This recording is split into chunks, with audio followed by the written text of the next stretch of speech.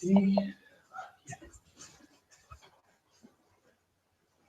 Okay, we had a look at the spectral radius. So we understood that the spectral radius is important for the convergence of these basic iterative methods. And then we had a look at the spectral radius of the Jacobi method for the one-dimensional problems. And the restriction operator is for the Jacobi method is such that it's just identity plus some parameter omega here. It can be 2 times the diagonal part, the inverse of diagonal part of A. That was the splitting that we introduced before to define these basic iterative methods. And therefore, since A in this case, the diagonal is just a constant, this is also true for higher dimensions. It's not only for the one-dimensional case, but also in higher dimensions, this is just a number, constant on the diagonal, but in one dimension, it's just 2. In 2 dimensions, that would be a 4. So our restriction operator here is identity minus omega over 2 times A. And therefore, we immediately see that the eigenvalues can be related to the eigenvalues of the original matrix A. And we disappear the eigenvalues and eigenvectors. You know that because that was in the break, there's a question, how do you get these eigenfunctions? I mean, you know that the eigenfunctions of the differential operator are the Fourier modes, and this you can use as an ansatz for the discretized finite differences. But here we are dealing with boundary conditions. So you immediately see that you have to have a combination of exponentials such that you have 0 in the boundaries, and then you get the signs. And then you make just this ansatz that your eigenvectors are given by these signs here, and then you get the coefficients and the eigenvalues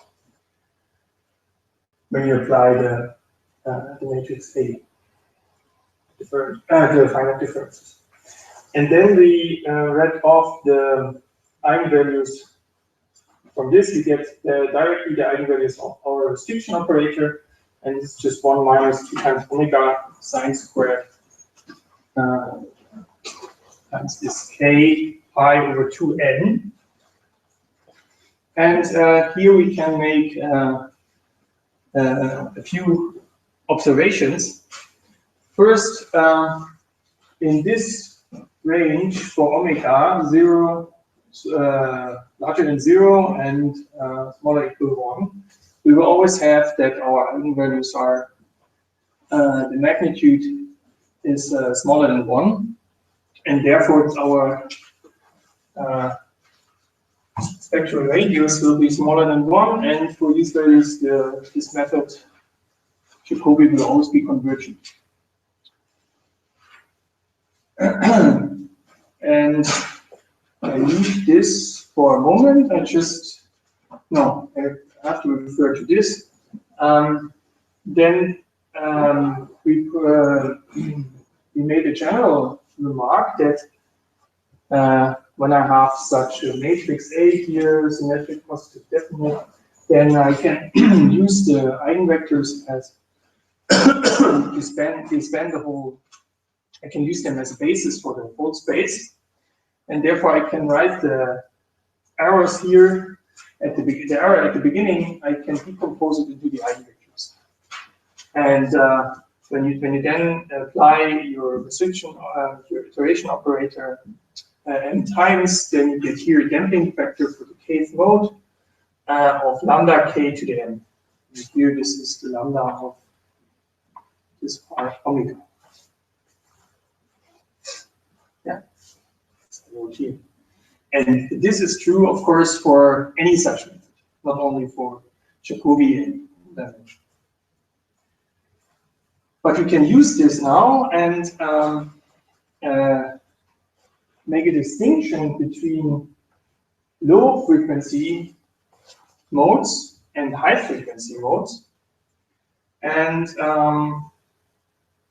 the low frequency modes, we just take the first half of the modes, and the other one's the second half. So this is this frequency number k here from 1 to 1/2, and the oscillating ones are the rest. The high ones are the rest, and then the the observation is, if you look at these functions here, in this case,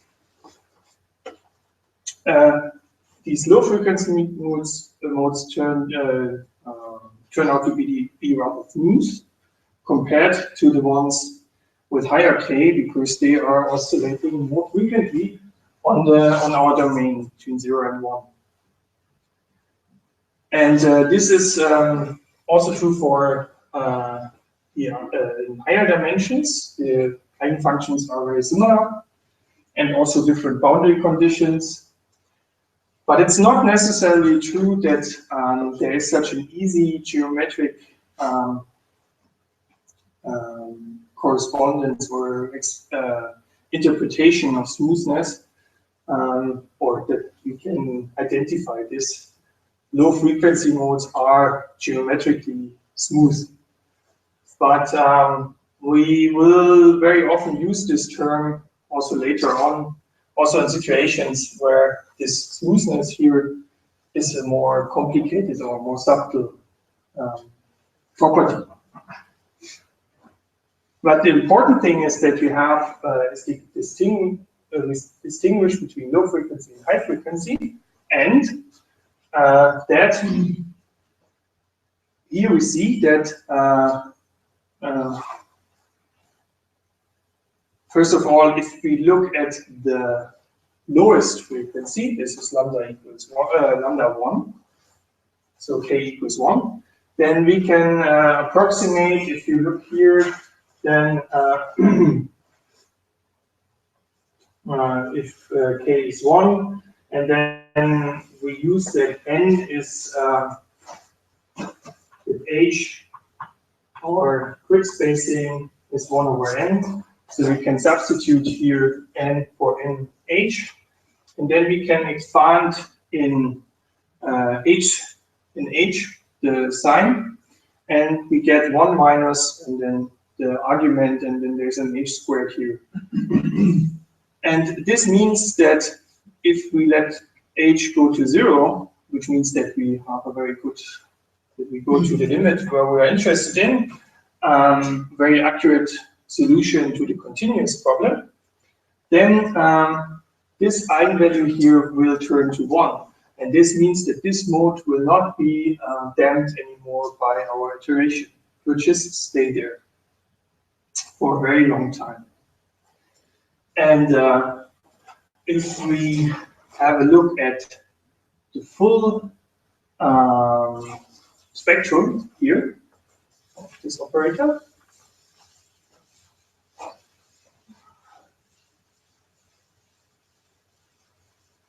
for different values of omega,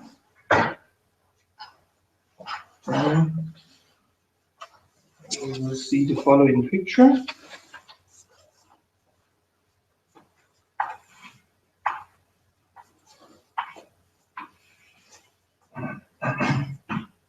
So here we plot the eigenvalue k of this omega, and this here is 1, this is -1, and here we have n and half. And I draw curves now, although of course we have only a finite number of eigenvalues, but I pretend that this is a continuous variable, okay? Just for the plotting. And then one sees that if we set a small value of omega, then we get something like this. Omega 1/3. If we set omega equals 1, which is the upper bound, then this goes to 1/2 and down here, approximately to -1. And anything else is interpolating in between. So, for example, let's draw another one. This is the omega 2/3. And yeah, the other ones are interpolating, and you can try to find out what happens if you go towards 0 with omega. But what we immediately see here is that no matter what we do, we are not able to damp those low frequency. So we said that this is low frequency, and this is high.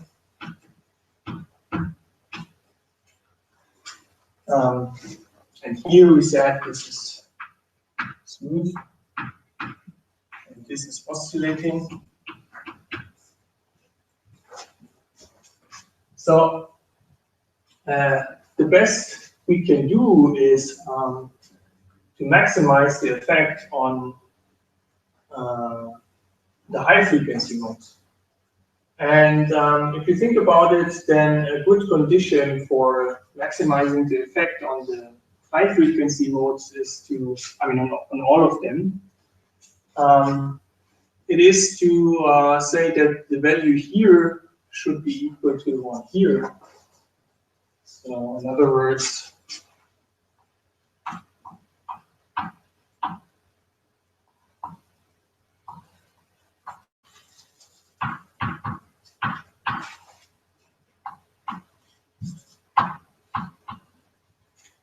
we demand that lambda k, lambda n½ is equal to minus lambda n. And if you do this, what you get is omega 2/3. And you can show that for this value,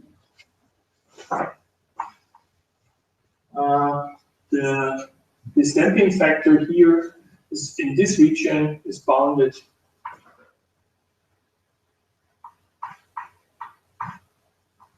by 1/3 for the high modes. So for this holds for k 1/2 and -1. So we have a very good damping for the high modes. In each iteration, they are damped by a factor of 1/3, but we have the problem here in the low modes. And there is a smoothing property of these methods. That means the high frequency modes are smoothed away very quickly, and what remains is a smooth error. And therefore, this here, this number is also called the smoothing factor.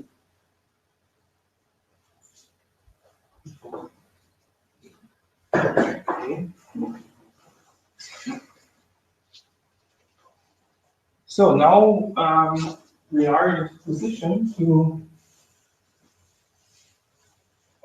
we might have some idea of where to go. And we have already heard about multi-crystal. I guess we know what is coming. But let's build up step by step.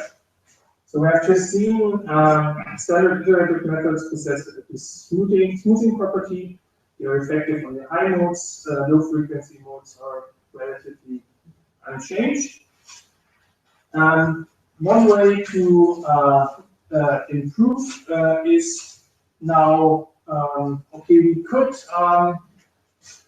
let's just have an initial guess in such a way that those modes are not in error.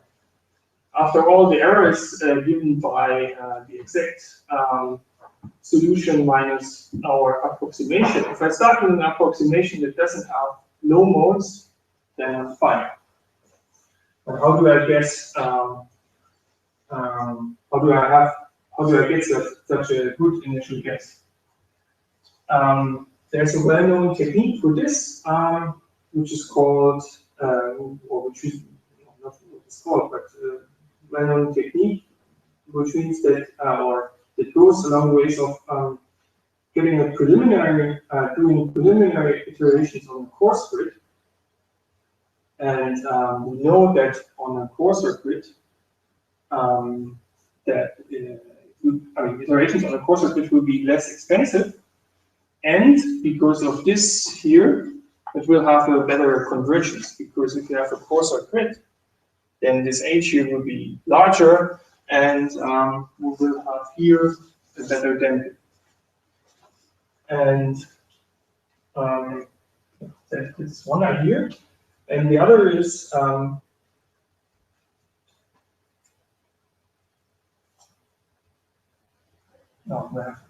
let us elaborate a little bit more about this idea.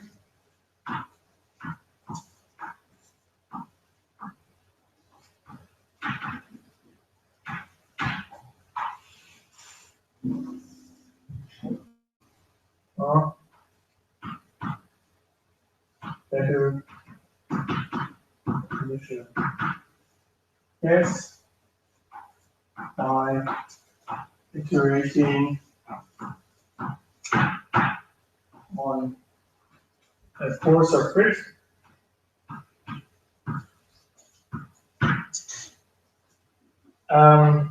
This is cheap, as I said, and has better convergence rate. Now assume that we have done some relaxation scheme and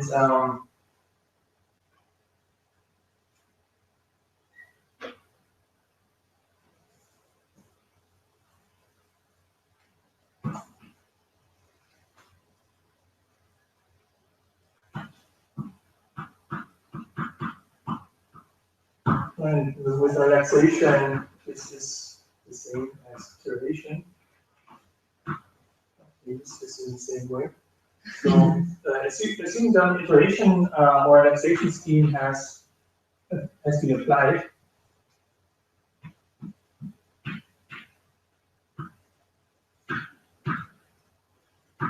Then we can. What happens to the error when we go from a fine grid to a coarse grid? It's a question. And we draw a picture, then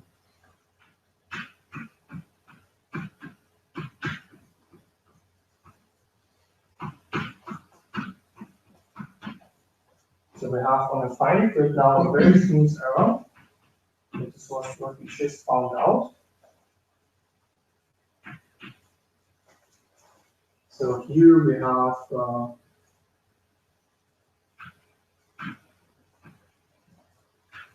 smooth function of error. We can try to connect the points and indicate that this is where it's very smooth.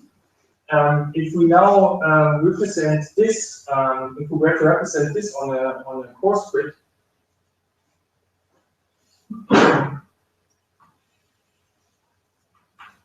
with just half as many points, so we take every second point,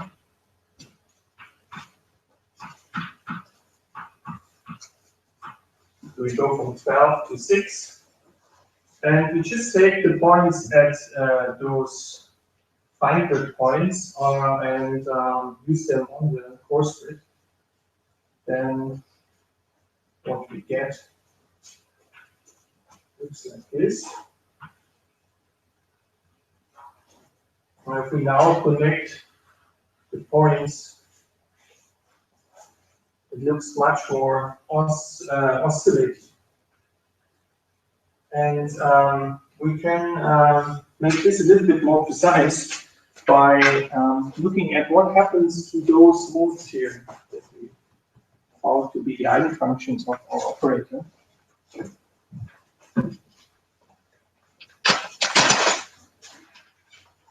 So the question now is, what can we use such coarse grid ideas to improve the situation?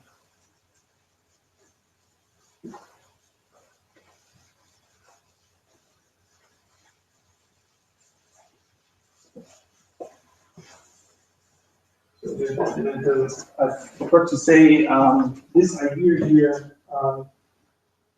Of course, it's an intriguing idea to do at the beginning some iterations on the coarse grid, but the problem is if I do this and there remains some smooth error, so I do this and then I go to the fine grid and do my iteration there. If some smooth error remains, then my iteration on the fine grid will stall anyway. So this is not cannot be a full solution. And now we want to make more precise this picture over there that's going from the fine grid to the coarse grid. The error gets more oscillating. So at the moment we're just collecting bits and pieces.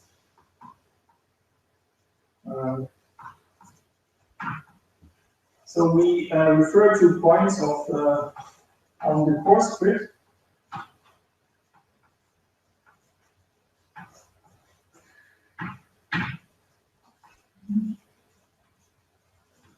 And now I refer to the coarse grid as omega 2h.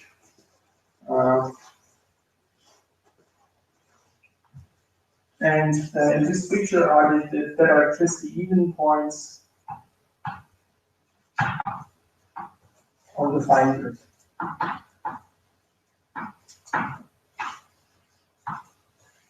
Omega h. And now we want to have a look at the kth mode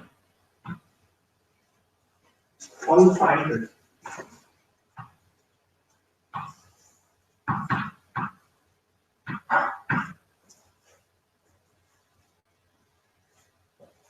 And we do this in the range 1 for k for the low frequency modes. And then we can write.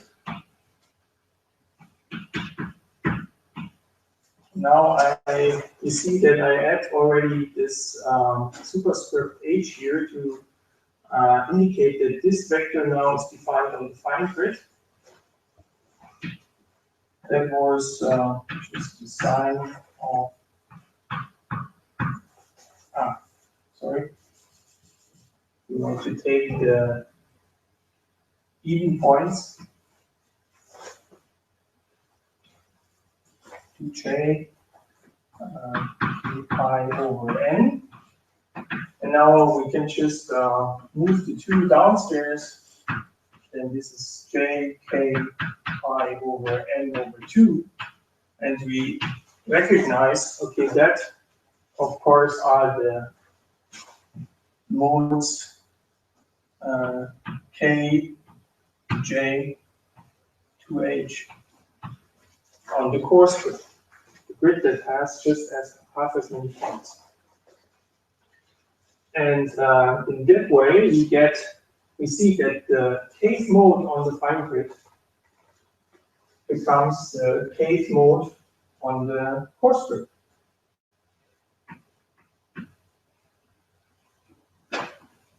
So there's a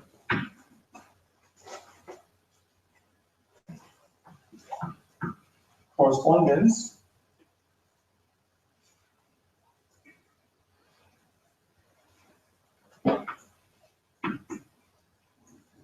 between the low frequency modes on the fine grid and the whole of the modes on the coarse grid. Because remember that on the coarse grid, of course, we only have half as many modes. So the low modes on the fine grid are exactly the whole spectrum on the coarse grid. And you can verify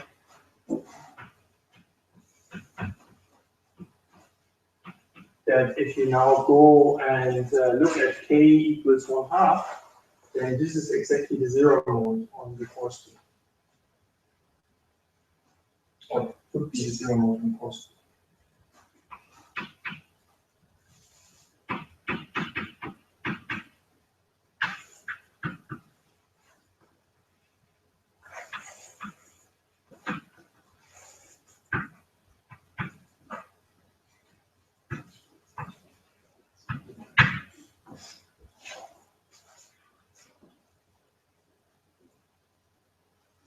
And now it's quite clear what to do.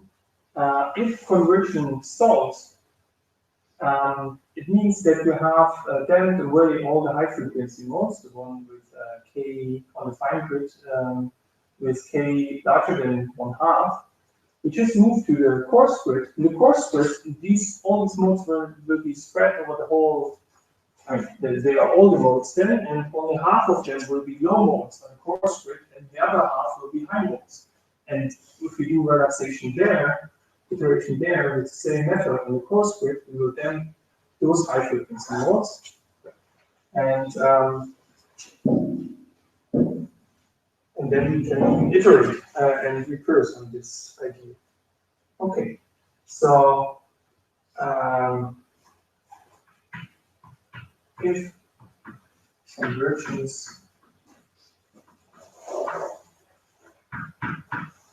stalls, move to coarse grid.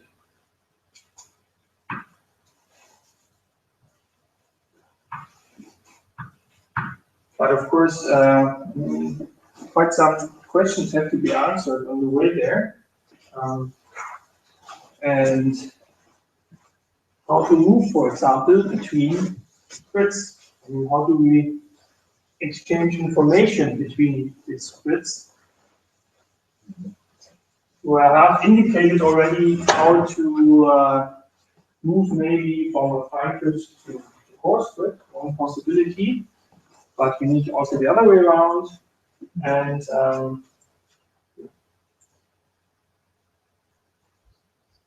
we need another, but before we go on, we need another ingredient that we've met in the first lecture.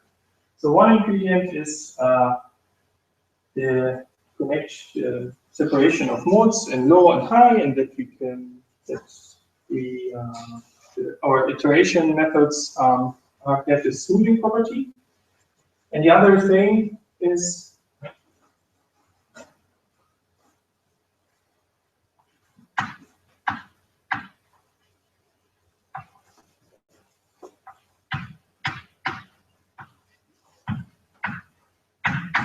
we haven't stressed it too much, but I mentioned it, that relaxation or iteration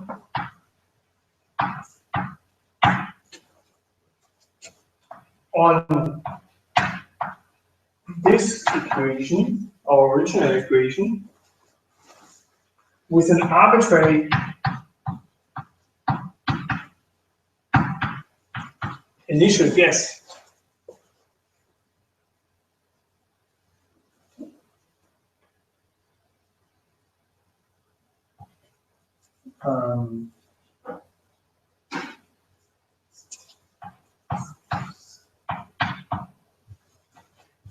I write out initial with an arbitrary initial guess is equivalent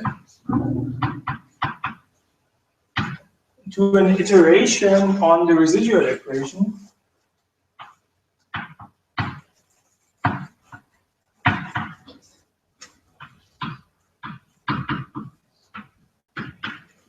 With an explicit, specific initial guess.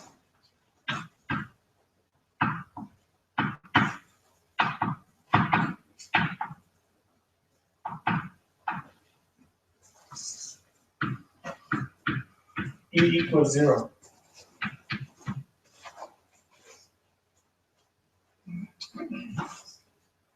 And from this,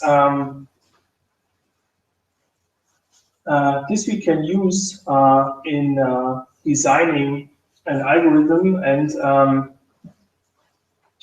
in transferring the information between grids. And the first idea that we had was this having a better initial guess.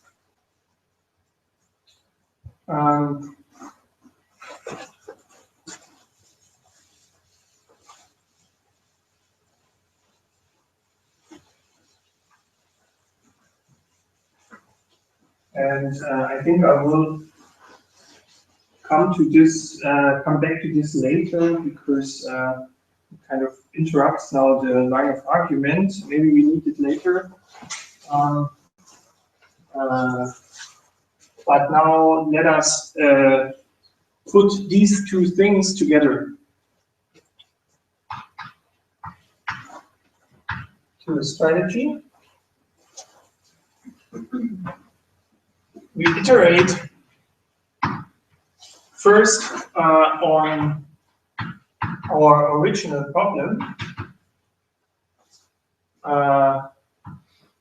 on the fine grid to obtain some approximation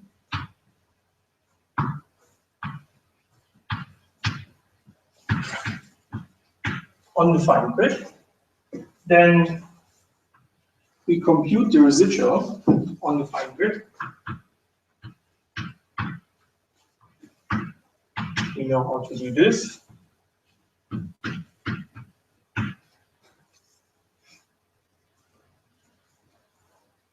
And now we iterate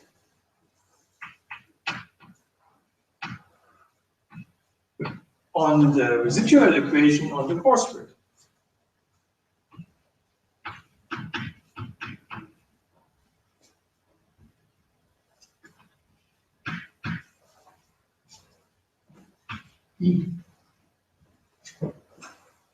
And at the end, we correct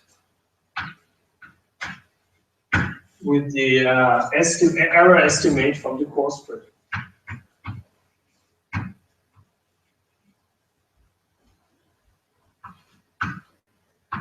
Or fine grid approximation.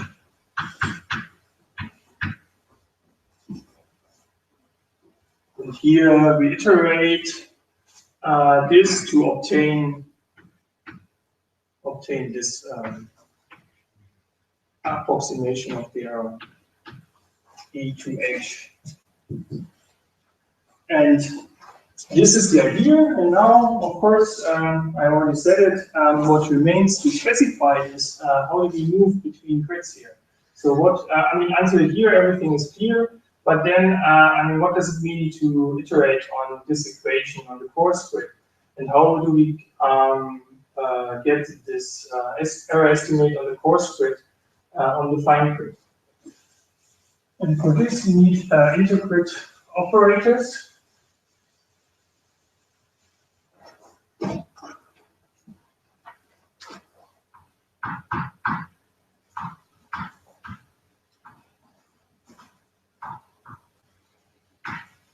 Intergrid transfer.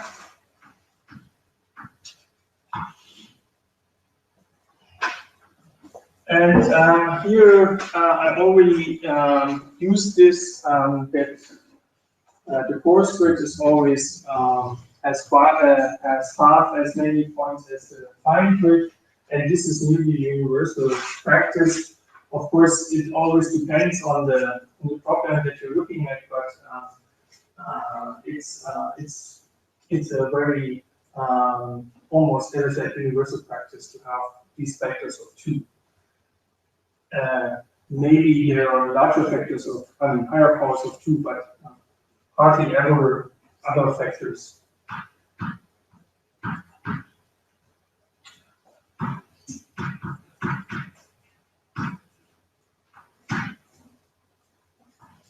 So we have a grid ratio 2. And so what we need, the wish list is we need this to be transferred to the coarse grid, and we need this to be transferred to the fine grid. Okay, then let's start with the interpolation. The interpolation to go from the coarse grid to the fine grid. So with the getting the error from the coarse grid to the fine grid.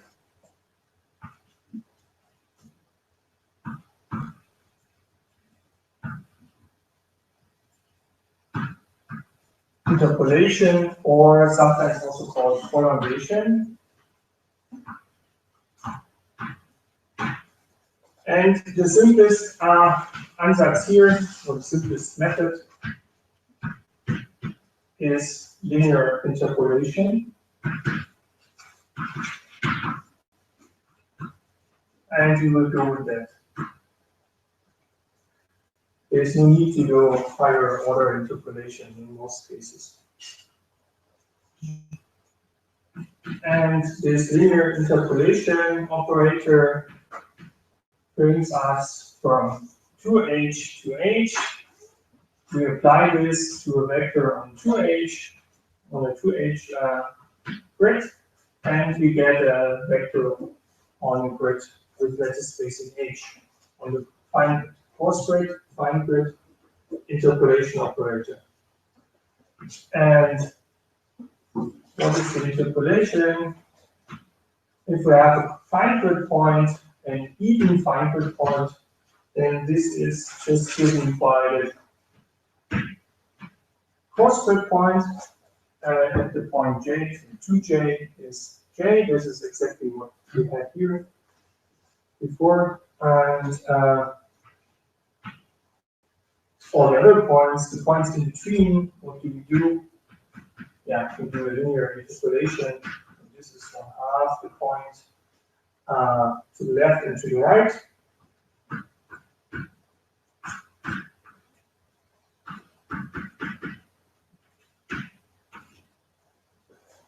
And we do this for j between 0 and n½ minus 1.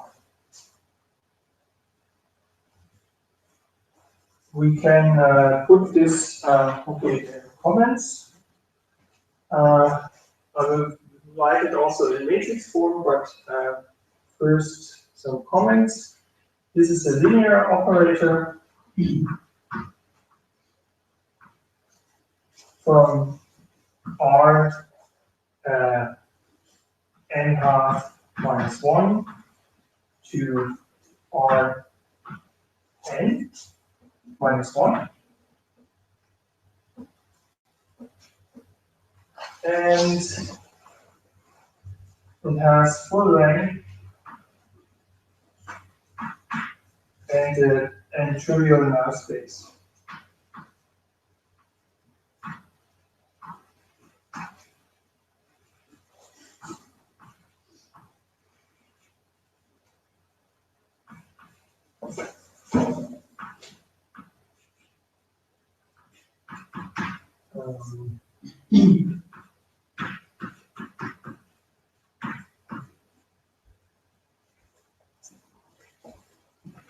And if you can write it in matrix form as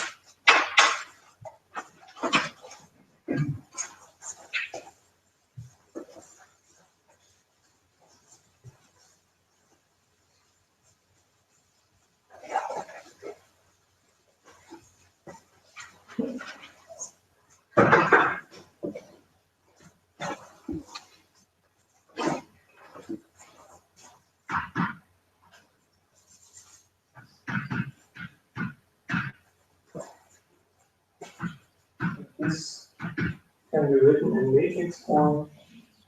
Just looking at the formulas, so there's 1/2 here.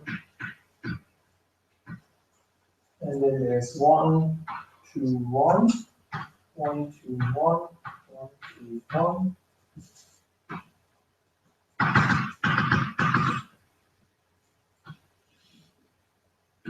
And 2, 1. And we have already columns. We have n½ minus 1 columns, and of course n minus 1 rows. And this is then multiplying a course grid vector with n½ elements, and you get a fine grid vector with n minus 1.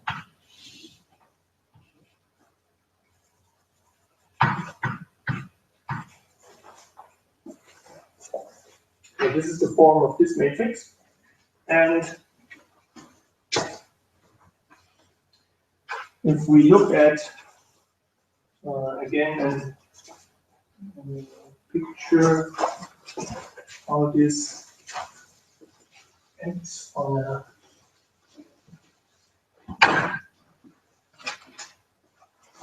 what does it do? Suppose we have an so this is supposed to be the operator that brings the error from the coarse grid to the fine grid. Suppose we have an error that is very smooth and looks like, and then we have a real fine grid error, and that is I will identify with open and filled symbols. So let's say this this looks like this.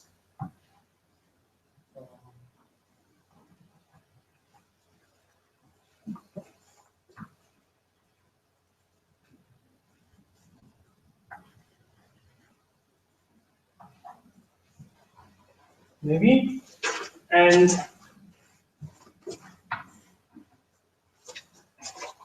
the interpolation from the coarse grid, that would be now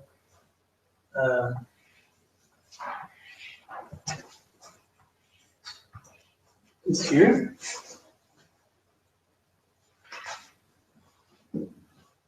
which is fairly okay.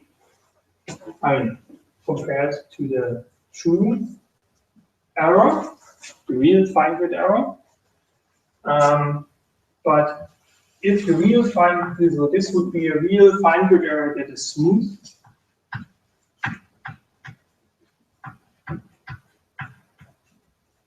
If you have a, and yeah, that would be the result of the linear interpolation.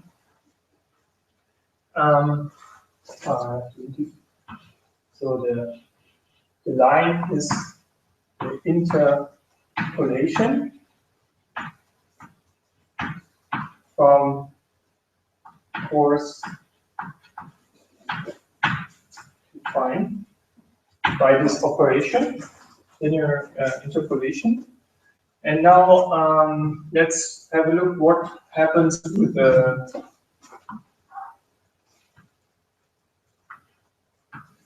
oscillating error. That would I indicate again the coarse grid points, and then let's assume that these here are the fine grid points, and this is then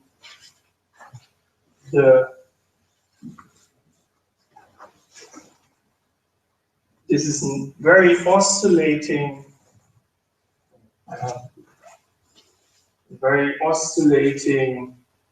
error.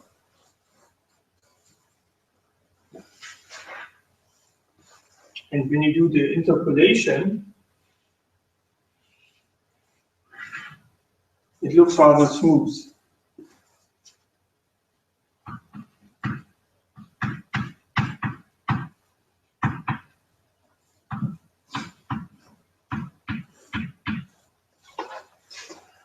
So our interpolation works best on smooth errors, and it does not work well for oscillating errors.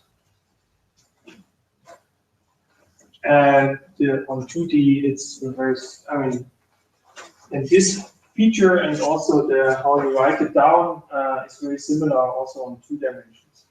Of course, on 2 dimensions, you have to do the interpolation again over the nearest neighbors, but then you have 2 directions, of course. But it's very similar. Okay. Interpolation works.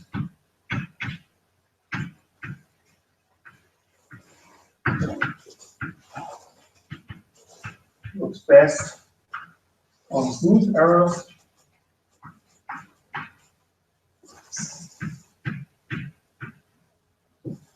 That will be important when we put everything together, and we get similar operator for higher dimensions.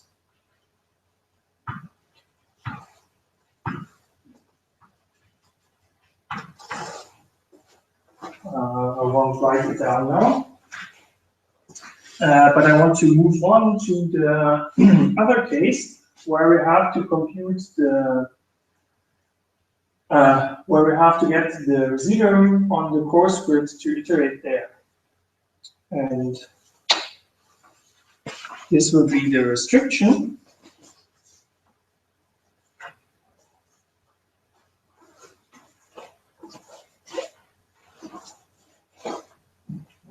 I leave this.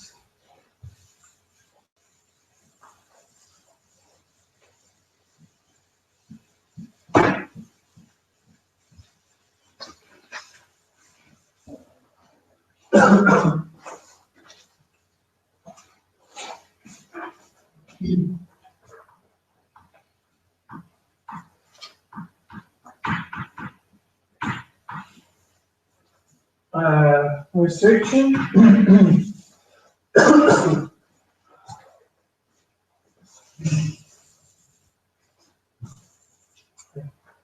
hope you can still see something here. It's now the opposite. We go from fine grid to the coarse grid, and we use the same notation. The most obvious thing to do here would be, it's called injection.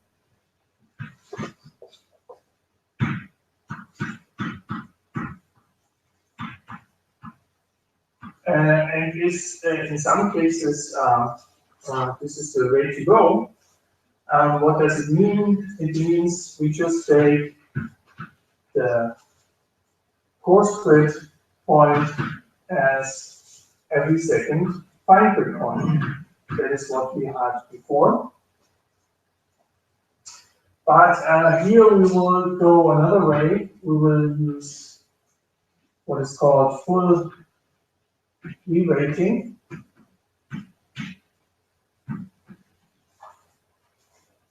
And this means we take the average of all the nearest neighbors.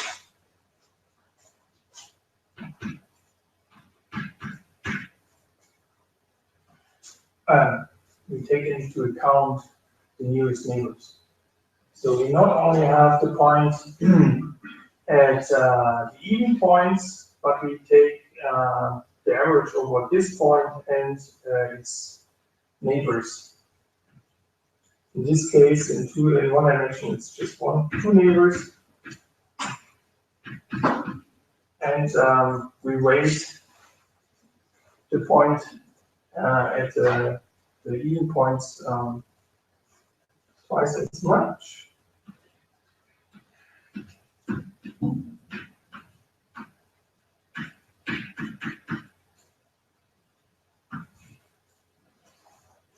So 2 times this point plus the neighbors 1/4. And J is going here from 1 to n half minus 1.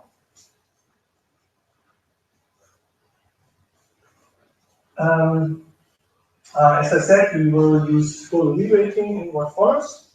And this is again a linear operator from now the other way around are n minus 1 to r n half minus 1. It has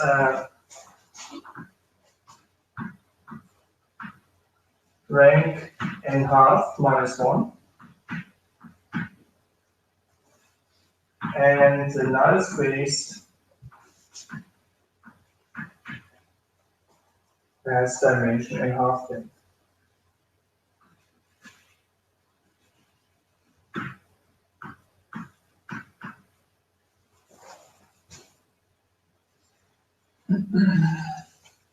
So there are n half modes that are projected to 0. Why not particular choice of weights? What's the benefit of 1, 2, and 1? This is it's just chosen in such a way, as you will realize in a second, that there is an infinite or a very close relationship between this operator and the other one. Namely, that they are up to a constant factor transposed to each other.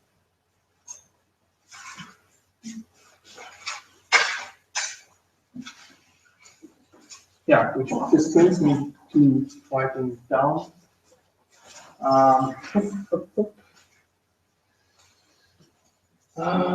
Okay, I cancel this so that we see this property. Is there a trick to clean it better? Probably. So okay, let's write this down so that we can finish then with the two-grid version, with the two-grid algorithm. So we go from the wrong here. We go from the fine grid to the coarse grid, and this is now in matrix form 1, 2, 1, 1, 2, 1, 1, 2, 1, and so on. 1, 2, 1. Now we have n minus 1 columns, and here we have n half minus 1 rows, and this is multiplied by e1 to the n minus 1 on the fine grid, and you get something e1 to vn half minus 1 on the course. And now, as I said, when you look at the two operators, then you see for this full reweighting,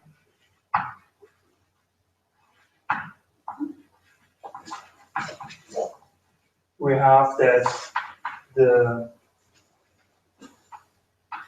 interpolation operator is a constant times the prolongation operator transpose.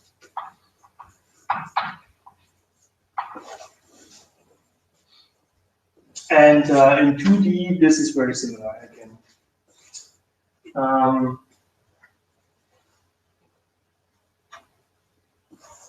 Now we can combine everything to make this here more precise and to give a two-grid correction speed.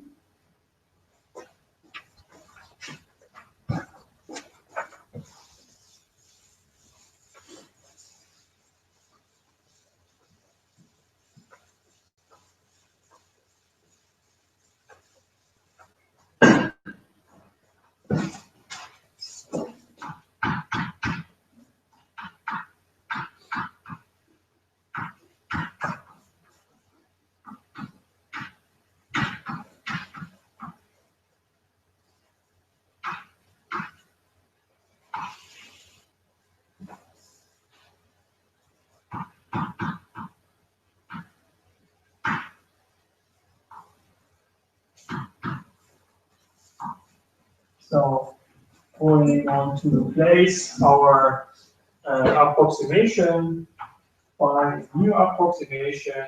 This is given by our multi-grid, although it's just a two-grid at the moment, algorithm that is operating on this approximation and a given right-hand side. And the first step is to iterate. Okay, this is just repeating what is there. A little bit more precise. mu1 times on AH, UH, FH on the fine grid with the initial guess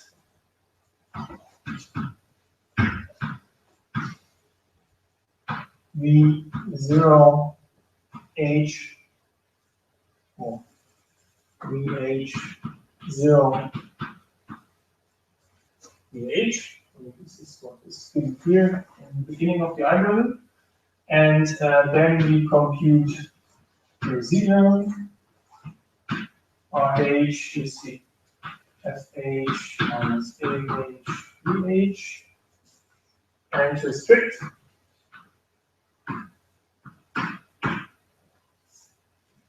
Our 2H is given as IH2H RH.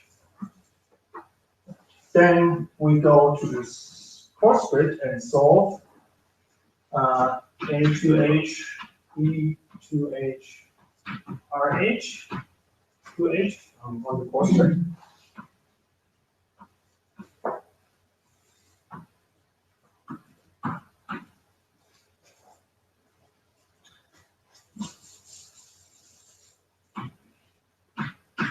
Omega 2H. Then we interpolate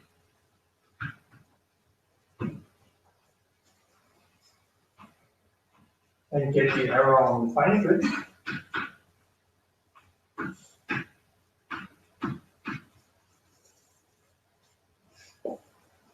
And correct.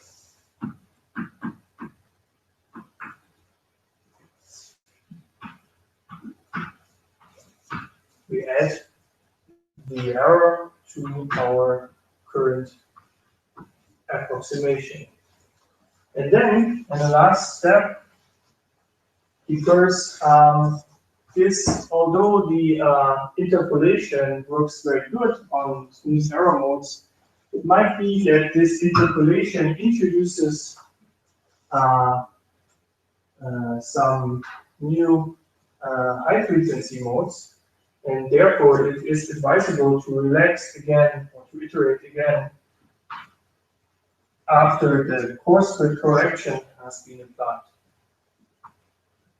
mu2 times on the fine grid.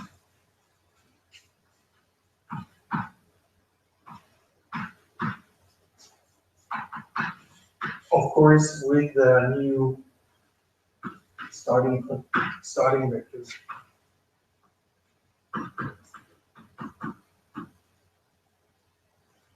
The one that you've just corrected. And that's all. Now, time is up. Sorry? Is there a good reason why usually just post-smoothing procedure are done instead of doing? Sorry, say again? Is there a reason why usually just post-smoothing procedure are applied instead of both rank and smoothing?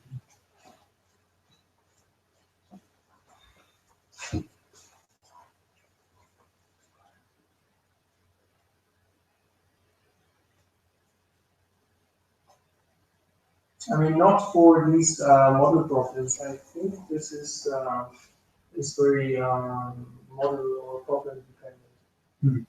And of course, if you think that you now start this procedure again, or if you now iterate this procedure, then you see that this new iterations that come here come just after these new iterations here at the end. So you start this whole process again.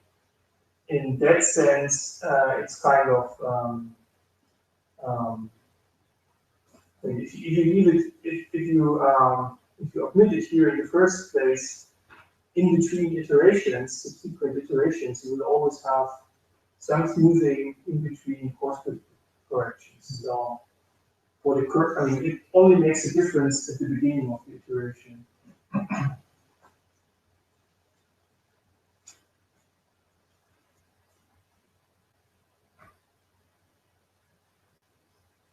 Back to my question again. So you pointed out, of course, the prolongation restriction of operations of the transfers of each other. But why is that? Why is that happening?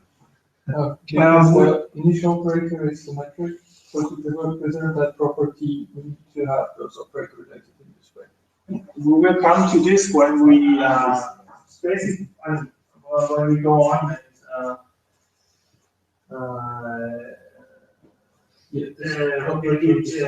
analyze the conversions of these methods. Then it will help that when you look at the whole iteration matrix, then you will see that this is sandwiched between these operators, and it preserves this property.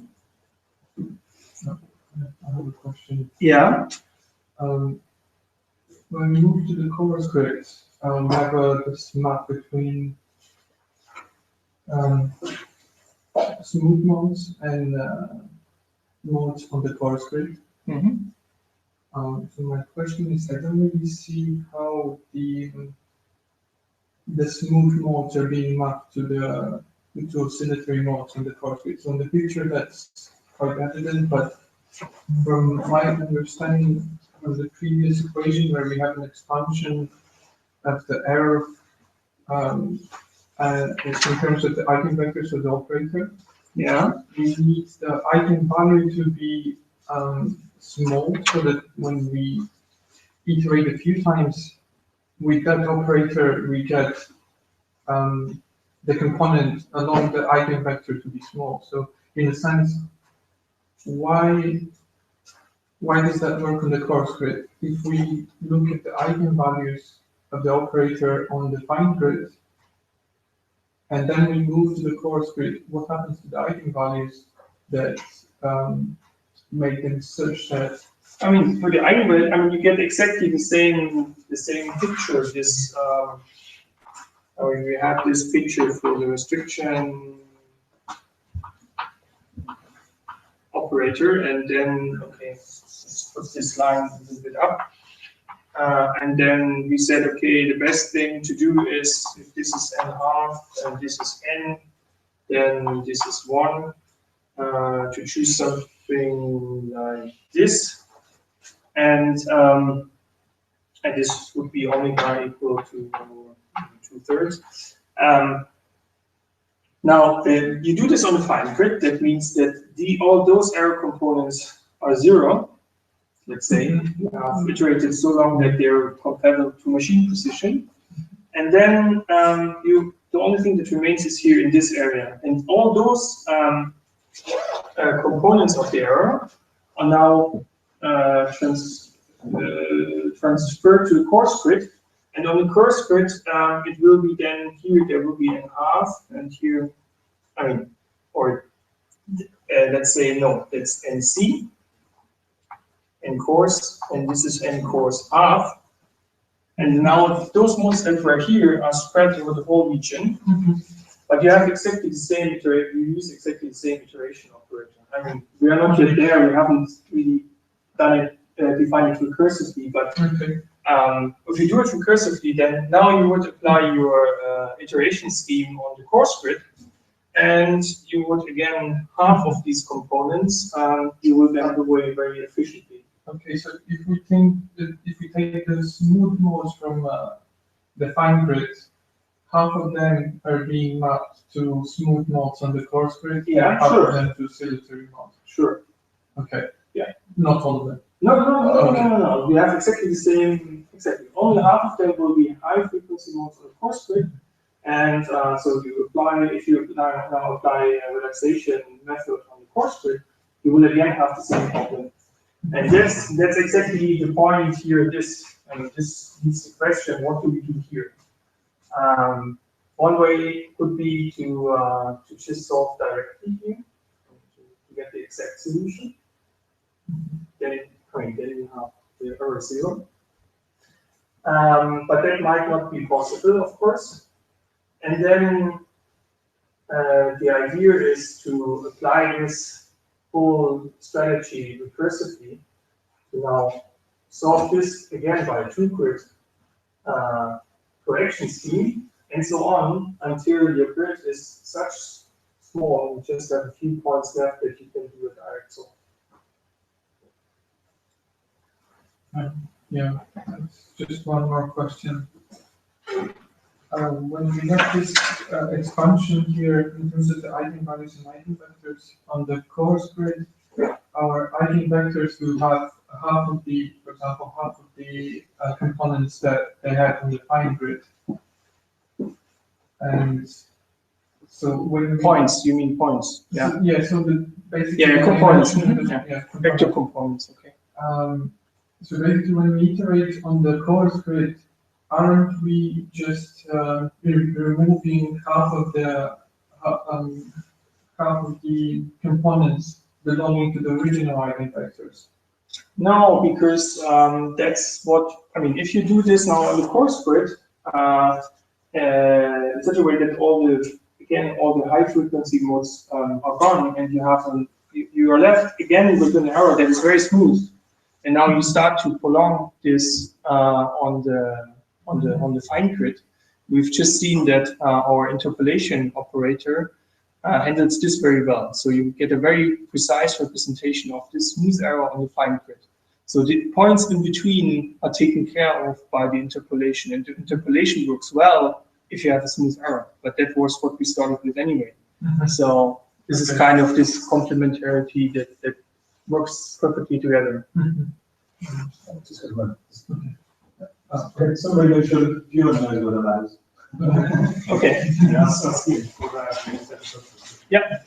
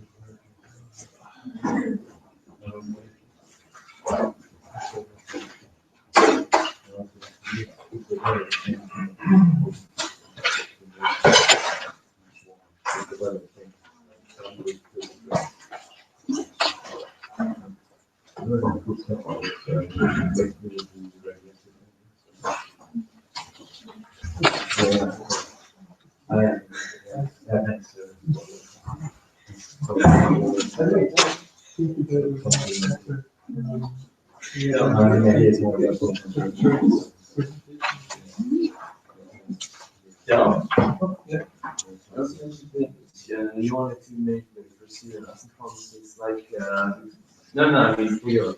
For myself. Yeah, so this was the problem that you told me yesterday. Yes. Okay. Yeah, but it's probably not going to happen here. Going to possibly, yeah. Maybe, yeah. What do you mean by that? You mean like when you? Oh yeah. Okay. So do you see the step over there with R? If you have when you're computing the residual. Yes. Okay. Yes. This step data. Yeah. You need the data from all the processors. You usually have to wait until all the processors finish the fine grid. The synchronous basically removes the